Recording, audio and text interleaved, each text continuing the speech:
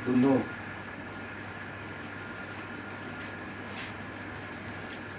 Hello दोस्तों, मैं प्रतीक कुमार, आपका अपना यूट्यूब चैनल एजुकेशनल ईरा में स्वागत है।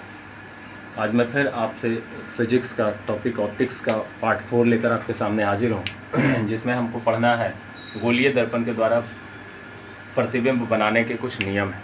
क्या नियम है उसको हम लोग समझते हैं।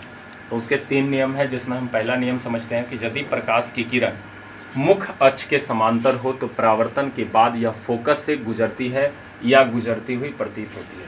गौर कीजिएगा, यहाँ पे देखिए जिस प्रकार से हम इस दर्पण में जो है यहाँ से जब जो है ये देखिए फोकस से गुजर रहा है या गुजरती हुई प्रतीत होती है। गौर कीजिएगा, इसमें दिखाया गया गुजरती हुई प्रतीत होती है, यानी कि जब यदि प्रकाश की किरण मुख्य अक्ष के समांतर हो, मुख्य अक्ष के समांतर प्रकाश की किरण है, ये मुख्य अक्ष और इसके समांतर जो है प्रकाश की किरण है, और परावर्तन के बाद यह फोकस से गुजरती है या गुजरती हुई प्रतीत होती है। देखिए फोकस से गुजर रहा है और यहाँ गुजरती हुई प्रतीत हो रहा है, तो या तो गुजरती है या गुजरती हुई प्रतीत होती है।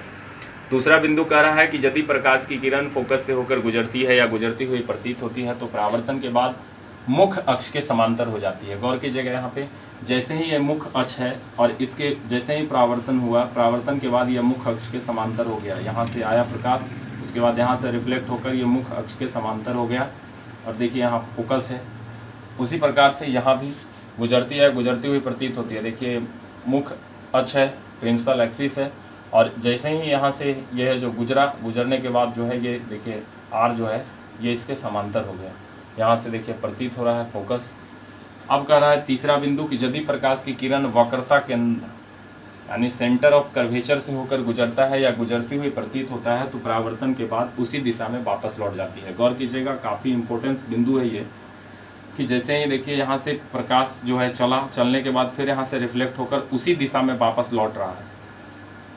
यहाँ भी देखिए जैसे ही प्रकाश इसमें से जो है चलने के बाद जैसे ही परावर्तन हुआ, यहाँ देखिए सेंटर यहाँ से आके मिला और उसके मिलने के बाद जो है वो फिर उसी दिशा में जो है वो रिटर्न हो गया, और ये भी एक नियम है इसका। तो ये तीनों बिंदु हम लोग आज समझे कि गोलीय दर्पण के प्रमुख प्रतिबिंब जो है वो बनाने के क्या नियम है।